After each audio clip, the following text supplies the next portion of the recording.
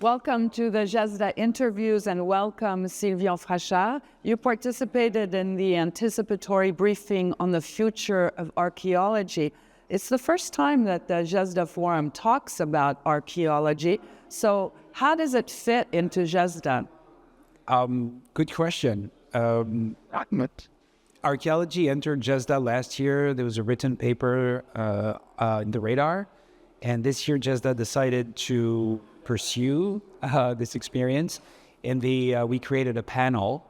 The idea was to bring scientists together and archaeologists to show how the discipline of archaeology is actually being transformed by science, and to use the GESDA vision of the 5, 10, 25 years to project the discipline in the future. So to better understand our past, if I get you, we will better understand our future and help humanity. So the better that we know the past, the more experiences we can gather from the past. And when I talk about past experience, I can talk about human resilience, facing climate change, for example, how past societies dealt with climate change. We have thousands of years of development, human development, societal complexity that was really deeply impacted by climate, for example. And we can use this experience from the past to project some solutions for the future.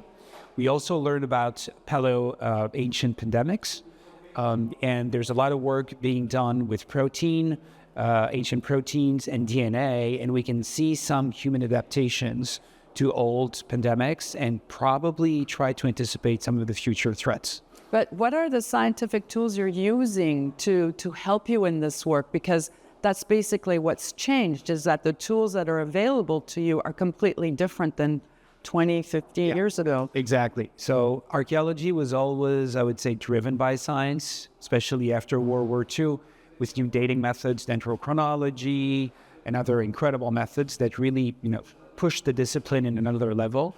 And now the big revolution is brought by ancient DNA, for example. We can use DNA in a cheaper way, in a more extensive way, and this transforms the way and the questions we're asking as archaeologists.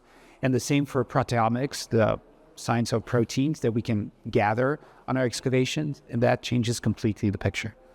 That's very interesting. Thank you very much, Sylvian, for coming to speak with us today. Thank you.